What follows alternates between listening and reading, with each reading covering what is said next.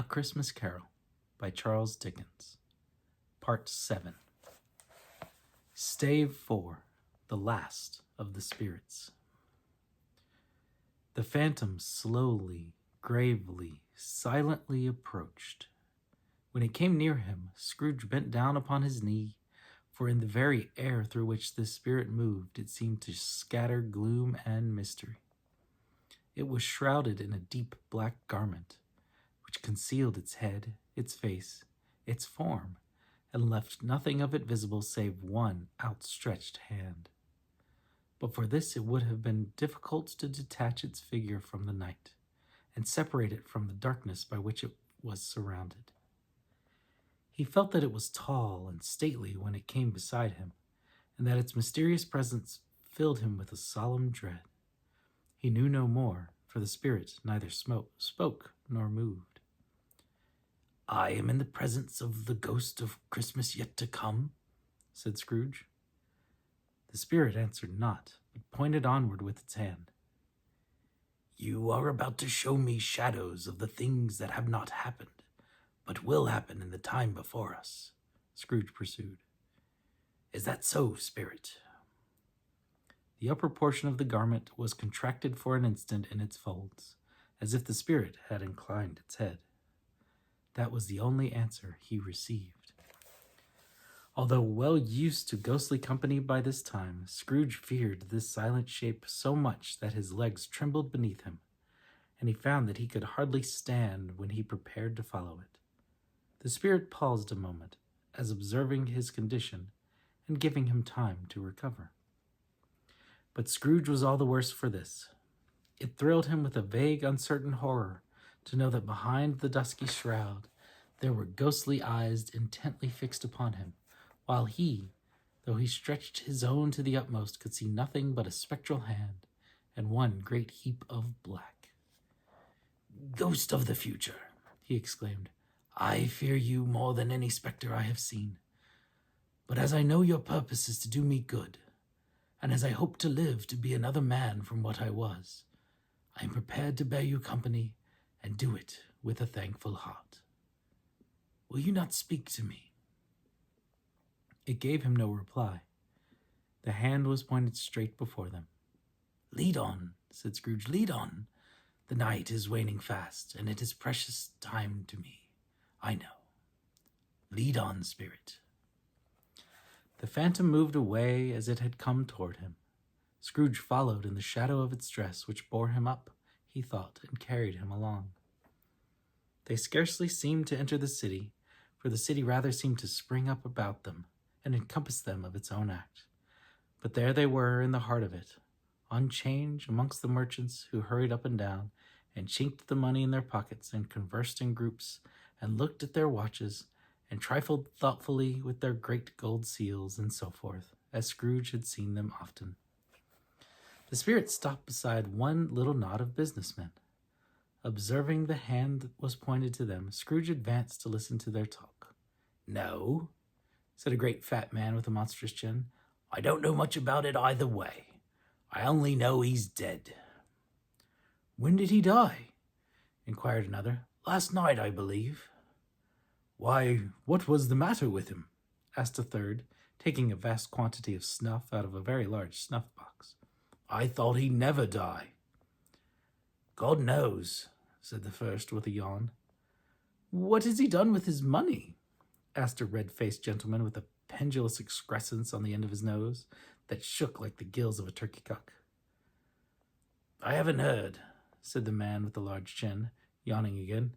"Left it to his company, perhaps. He hasn't left it to me, that's all I know." This pleasantry was received with a general laugh. "It's likely to be a very cheap funeral," said the same speaker, "for upon my life I don't know of anybody who to go to it.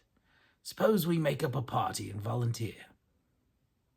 "I don't mind going if a lunch is provided," observed the gentleman with the excrescence on his nose, "but I must be fed if I make one." Another laugh. "Well, I'm the most disinterested among you after all," said the first speaker, "for I never wear black gloves, and I never eat lunch. But I'll offer to go if anybody else will. When I come to think of it, I'm not at all sure I wasn't his most particular friend, for we used to stop and speak whenever we met. Bye-bye." Speakers and listeners strolled away and mixed with other groups. Scrooge knew the man and looked toward the spirit for an explanation. The phantom glided on into a street. Its finger pointed to two persons meeting. Scrooge listened again, thinking that the explanation might lie here. He knew these men also perfectly. They were men of business, very wealthy and of great importance. He had made a point always of standing well in their esteem, in a business point of view, that is. Strictly in a business point of view. "How are you?" said one. "How are you?" returned the other. "Well," said the first, "Old Scratch has got his own at last, eh?" "So I'm told," returned the second. "Cold, isn't it?" "Seasonable for Christmas time. You're not a skater, I suppose?" No. Something else to think of. Good morning." Not another word. That was their meeting, their conversation, and their parting. Scrooge was at first inclined to be surprised that the spirit should attach importance to conversations apparently so trivial. But, feeling assured that they must have some hidden purpose, he set himself to consider what it was likely to be. They could scarcely be supposed to have any bearing on the death of Jacob, his old partner, for that was past, and this ghost providence was the future.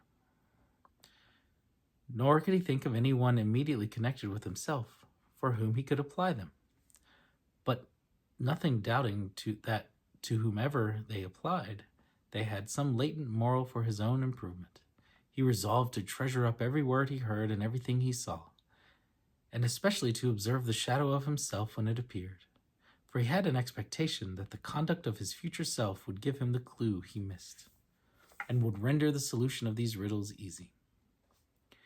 He looked about in that very place for his own image, but another man stood in his accustomed corner, and though the clock pointed to his usual time of day for being there, he saw no likeness of himself among the multitudes that poured in through the porch.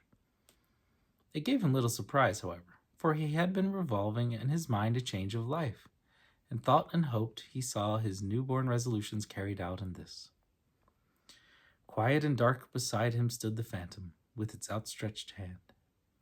When he roused himself from his thoughtful quest, he fancied from the turn of the hand and its situation in reference to himself that the unseen eyes were looking at him keenly. It made him shudder and feel very cold. They left the busy scene and went to an obscure part of the town where Scrooge had never penetrated before, although he recognized its situation and its bad repute. The ways were foul and narrow, the shops and houses wretched, the people half-naked, drunken, slipshod, ugly. Alleys and archways, like so many cesspools, disgorged their offenses of smell and dirt and life upon the straggling streets, and the whole quarter reeked with crime, with filth, and misery. Far in this den of infamous resort, there was a low-browed beetling shop, below a penthouse roof, where iron, old rags, bottles, bones, and greasy offal were brought. Upon the floor within were piled up heaps of rusty keys, nails, chains, hinges, files, scales, weights, and refuse iron of all kinds. Secrets that few would like to scrutinize were bred and hidden in the mountains of unseemly rags, masses of corrupted fat, and sepulchres of bones. Sitting in among the wares he dealt in, by a charcoal stove made of old bricks, was a gray-haired rascal, nearly 70 years of age, who had screened himself from the cold air without by a frowsy curtaining of miscellaneous tatters hung upon a line, and smoked his pipe in all the luxury of calm retirement. Scrooge and the phantom came into the presence of this man, just as a woman with a heavy bundle slunk into the shop. But she had scarcely entered when another woman similarly laden came in too. She was closely followed by a man in faded black, who was no less startled by the sight of them than they had been upon the recognition of each other. After a short period of blank astonishment, in which the old man with the pipe had joined them, they all three burst into a laugh. "Let the charwoman alone to be the first," cried she who had entered first. "Let the laundress alone to be the second, and let the undertaker's man alone to be the third. Look here, old Joe, here's a chance. If we haven't all three met here without meaning to." "You couldn't have met in a better place," said old Joe, removing his pipe from his mouth. "Come into the parlor. You were made free of it long ago, you know, and the other two ain't strangers. Stop till I shut the door of the shop. Ah, how it shrieks. There ain't a rusty bit of metal in the place as its own hinges, I believe. And I'm sure there's no old bones here as mine. Ha ha! We're all suitable to our calling. We're well matched. Come into the parlor. Come into the parlor." The parlor was the space between the screen of rags. The old man raked the fire together with an old stair rod, and having trimmed his smoky lamp, for it was night, and with the stem of his pipe, put it in his mouth again. While he did this, the woman who had already spoken threw her bundle on the floor and sat down in a flaunting manner on the stool, crossing her elbows on her knees and looking with bold defiance at the other two. "What odds then? What odds, Mrs. Dilber?" said the woman. "Every person has a right to take care of themselves. He always did." "Very true indeed," said the laundress. "No man more so." Why then, don't stand staring as if you was afraid, woman. Who's the wiser? We're not going to pick holes in each other's coats, I suppose." "No, indeed," said Mrs. Dilber and the man together. "We should hope not." "Very well, then," cried the woman. "That's enough. Who's the worse for the loss of a few things like these? Not a dead man, I suppose." "No, indeed," said Mrs. Dilber, laughing. "If he wanted to keep him after he was dead, a wicked old screw," pursued the woman. "Why wasn't he natural in his lifetime? If he had been, he'd have had somebody to look after him when he was struck with death, instead of lying gasping out his last there, alone by himself." "It's the truest word that ever was spoke," said Mrs. Dilber. "It's a judgment on him." "I wish it was a little heavier one," replied the woman. "And it should have been, you may depend on it, if I could have laid my hands on anything else. Open that bundle, old Joe, and let me know the value of it. Speak out plain. I'm not afraid to be the first, nor afraid for them to see it. We knew pretty well that we was helping ourselves before we met here, I believe. It's no sin. Open the bundle, Joe." But the gallantry of her friends would not allow this, and the man in faded black, mounting the breach first, produced his plunder. It was not extensive. A seal or two, a pencil case, a pair of sleeve buttons, and a brooch of no great value were all. They were severally examined and appraised by old Joe, who chalked the sums he was disposed to give for each upon the wall, and added them up into a total when he found there was nothing more to come. "That's your account," said Joe, "and I wouldn't give another sixpence if I was to be boiled for not doing it. Who's next?" Mrs. Dilber was next. Sheets and towels, a little wearing apparel, 2 old-fashioned silver teaspoons, a pair of sugar tongs, and a few boots. Her account was stated on the wall in the same manner. "I always give too much to ladies. It's a weakness of mine, and that's the way I ruin myself," said old Joe. "That's your account. If you asked me for another penny and made it an open question, I'd repent of being so liberal and knock off half a crown." "And now undo my bundle, Joe," said the first woman. Joe went down on his knees for the greater convenience of opening it, and having unfastened a great many knots, dragged out a large and heavy roll of some dark stuff. "What do you call this?" said Joe. "Bed curtains." "Ah," returned the woman, laughing and leaning forward on her crossed arms. "Bed curtains." "You don't mean to say you took 'em down, rings and all, with him lying there?" said Joe. "Yes, I do," replied the woman. "Why not?" "You were born to make your fortune," said Joe, "and you'll certainly do it." "I certainly shan't hold my hand when I get anything in it by reaching it out, for the sake of a man such as he was. I promise you, Joe," returned the woman coolly. "Don't drop that oil upon the blankets now." "His blankets?" asked Joe. "Who else's do you think?" replied the woman. "He isn't likely to take cold without 'em, I dare say." "I hope he didn't die of anything catching, eh?" said old Joe, stopping in his work and looking up. "Don't you be afraid of that," returned the woman. "I ain't so fond of his company that I'd loiter about him for such things if he did. Ah, you may look through that shirt till your eyes ache, but you won't find a hole in it, nor a threadbare place. It's the best he had, and a fine one, too. They'd have wasted it if it hadn't been for me." "What do you call wasting of it?" asked old Joe. "Putting it on him to be buried in, to be sure," replied the woman with a laugh. "Somebody was fool enough to do it, but I took it off again. If calico ain't good enough for such a purpose, it isn't good enough for anything. It's quite as becoming to the body. He can't look uglier than he did in that one." Scrooge listened to this dialogue in horror.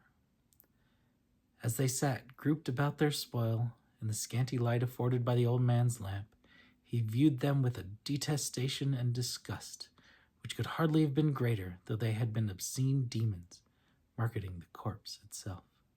"Ha ha!" laughed the same woman when old Joe, producing a flannel bag with money in it, told out their several gains upon the ground. "This is the end of it, you see. He frightened every one away from him when he was alive, to profit us when he was dead. Ha ha ha!" "Spirit," said Scrooge, shuddering from head to foot. I see. The case of this unhappy man might be my own. My life tends that way now. Merciful heaven, what is this?" He recoiled in terror, for the scene had changed, and now he almost touched a bed. A bare, uncurtained bed, on which, beneath a ragged sheet, there lay a something covered up, which, though it was dumb, announced itself in an awful language.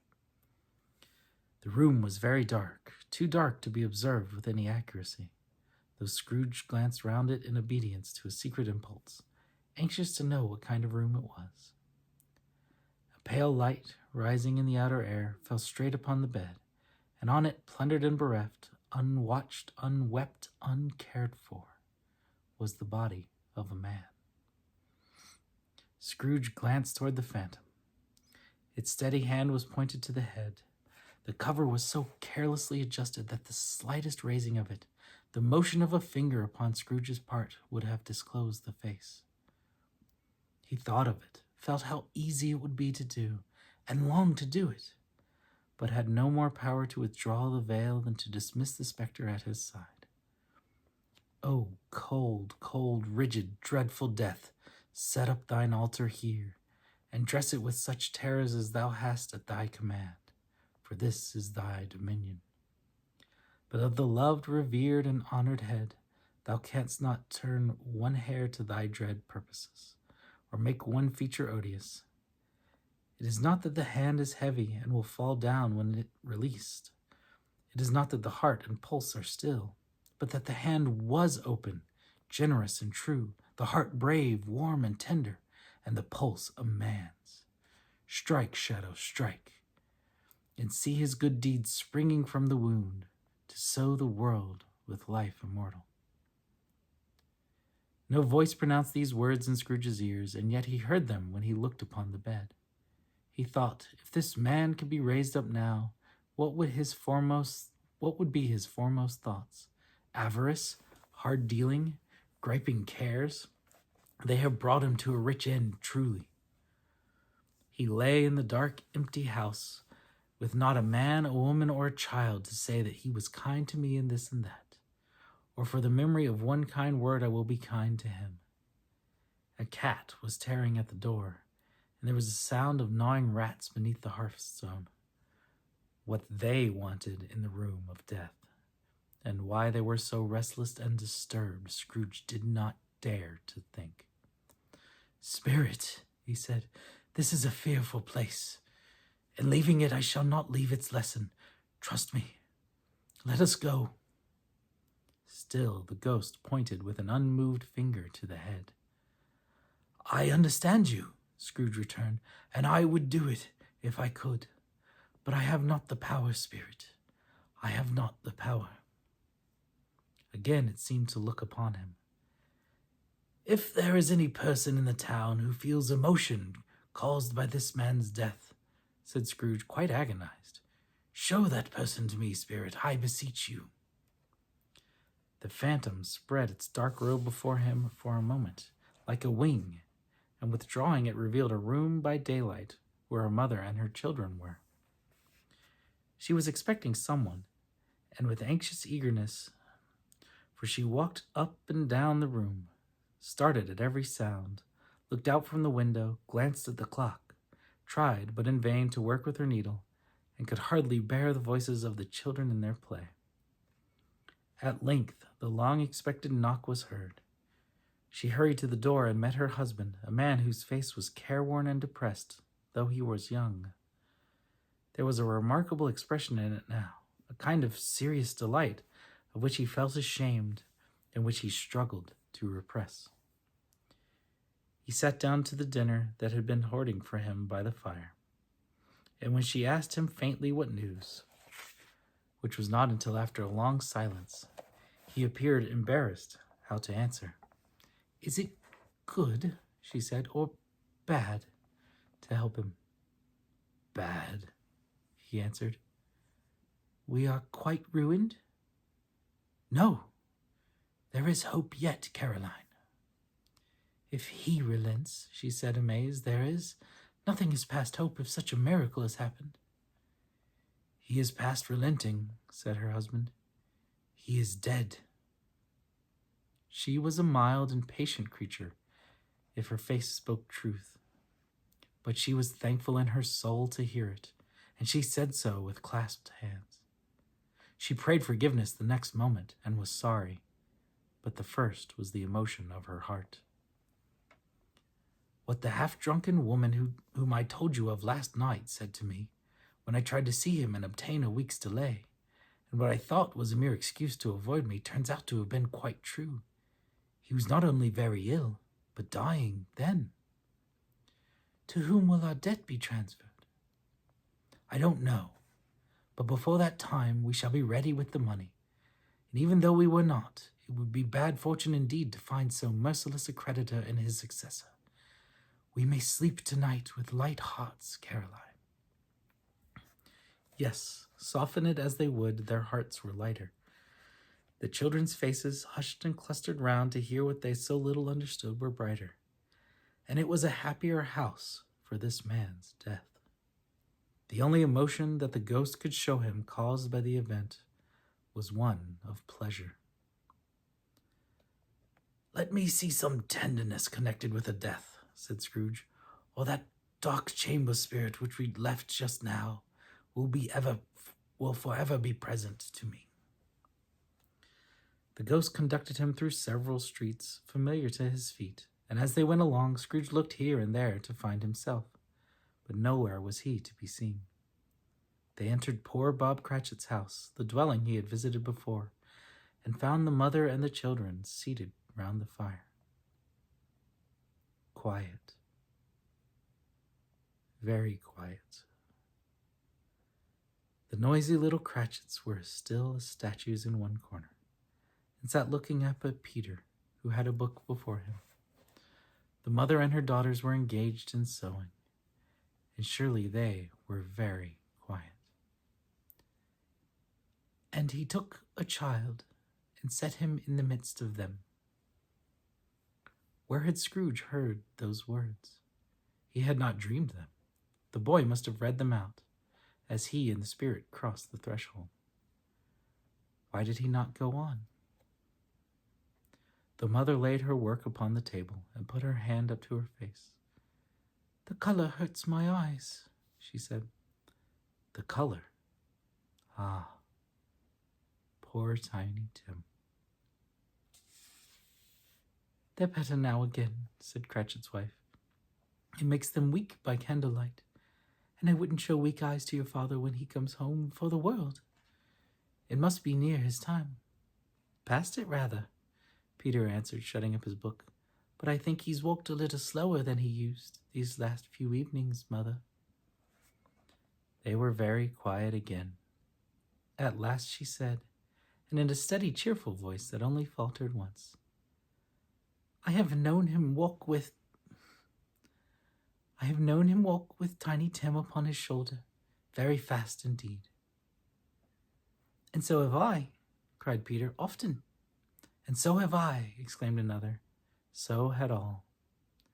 "But he was very light to carry," she resumed, intent upon her work, and his father loved him so that it was no trouble. No trouble. And there is your father at the door." She hurried out to meet him. Little Bob and his comforter, he had need of it, poor fellow, came in. His tea was ready for him on the hob, and they all tried who should help him to it most. Then the two young Cratchits got upon his knees and laid each child a little cheek against his face, as if they said, "Don't mind it, father. Don't be grieved." Bob was very cheerful with them and spoke pleasantly to all the family. He looked at the work upon the table and praised the industry and speed of Mrs. Cratchit and the girls. They would be done long before Sunday, he said. "Sunday? You went today, then, Robert?" said his wife. "Yes, my dear," returned Bob. "I wish you could have gone. It would have done you good to see how green a place it is. But you'll see it often. I promised him that I would walk there on a Sunday." "My little, little child," cried Bob. "My little child." He broke down all at once. He couldn't help it. If he could have helped it, he and his child would have been farther apart perhaps than they were. He left the room and went upstairs into the room above, which was lighted cheerfully and hung with Christmas. There was a chair set close beside the child, and there were signs of someone having been there lately. Poor Bob sat down in it, and when he had thought a little and composed himself, he kissed the little face. He was reconciled to what had happened, and went down again quite happy. They drew about the fire and talked, the girls and mother working still. Bob told them of the extraordinary kindness of Mr. Scrooge's nephew, whom he had scarcely seen but once, and who, meeting him in the street that day, and seeing that he looked just a little down, said Bob, inquired what had happened to distress him.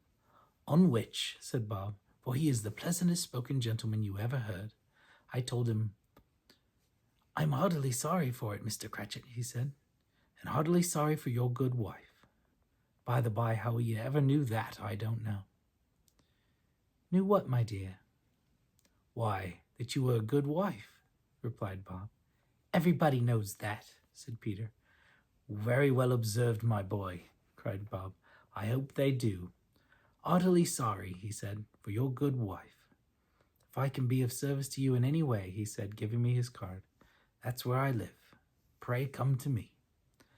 "Now it wasn't," cried Bob, "for the sake of anything he might be able to do for us, so much as for his kind way, that this was quite delightful. It really seemed as if he had known our Tiny Tim, and felt with us." "I'm sure he's a good soul," said Mrs. Cratchit. "You would be surer of it, my dear," returned Bob, "if you saw and spoke to him. I shouldn't be at all surprised, mark what I say, if he got Peter a better situation." "Only hear that, Peter," said Mrs. Cratchit. "And then," cried one of the girls, "Peter will be keeping company with someone and setting up for himself."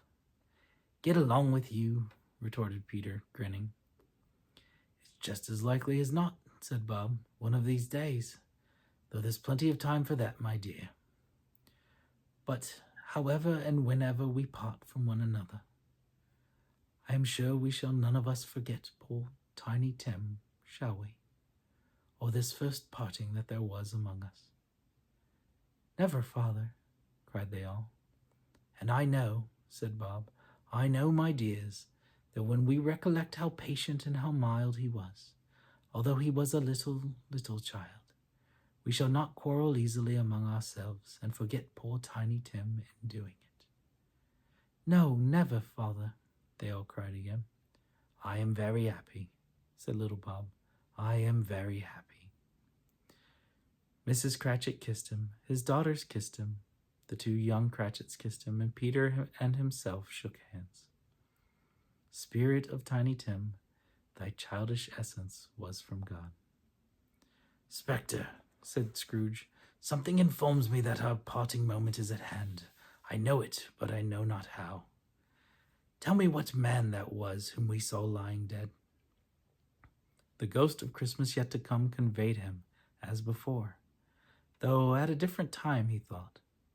Indeed, there seemed no order to these latter visions, save that they were in the future, into the resorts of businessmen, but showed him not himself. Indeed, the spirit did not stay for anything, but went straight on, as to the end just now desired, until besought by Scrooge to tarry for a moment. "This court," said Scrooge, "through which we hurry now, is where my place of occupation is, and has been for a length of time. I see the house. Let me behold what I shall be in days to come." The spirit stopped. The hand was pointed elsewhere. "The house is yonder," Scrooge exclaimed. "Why do you point away?" The inexorable finger underwent no change. Scrooge hastened to the window of his office and looked in. It was an office still, but not his. The furniture was not the same, and the figure in the chair was not himself. The phantom pointed as before. He joined it once again, and wondering why and whither he had gone, accompanied it until they reached an iron gate. He paused to look round before entering. A churchyard. Here, then, the wretched man whose name he had now to learn lay underneath the ground. It was a worthy place, walled in by houses, overrun by grass and weeds, the growth of vegetation's death, not life, choked up with too much burying, fat with repleted appetite.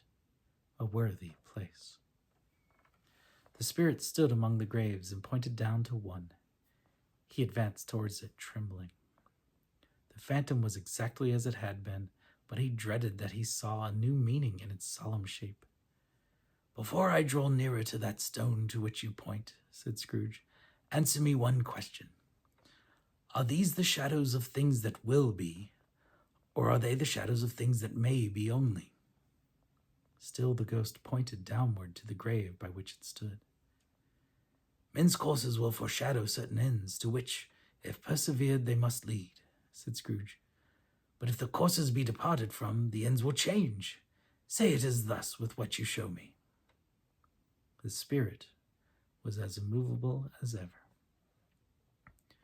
Scrooge crept toward it, trembling as he went, and following the finger, read upon the stone of the neglected grave his own name, Ebenezer Scrooge. "Am I the man who lay upon the bed?" he cried upon his knees. The finger pointed from the grave to him and back again. "No, spirit! Oh, no, no!" The finger was still there. "Spirit!" he cried, tight clutching at its robe. "Hear me! I am not the man I was. I will not be the man I must have been but for this intercourse.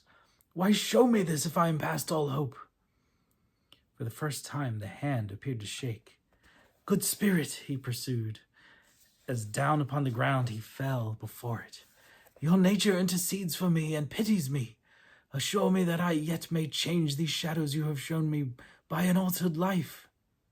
The kind hand trembled. "I will honor Christmas in my heart and try to keep it all the year. I will live in the past, the present, and the future. The spirits of all three shall strive within me. I will not shut out the lessons that they teach.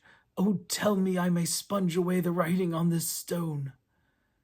In his agony, he caught the spectral hand.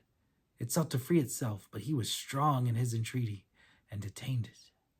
The spirit, stronger yet, repulsed him. Holding up his hands in a last prayer to have his fate reversed, he saw an alteration in the phantom's hood and dress. It shrunk, collapsed, and dwindled down into a bedpost. To be concluded.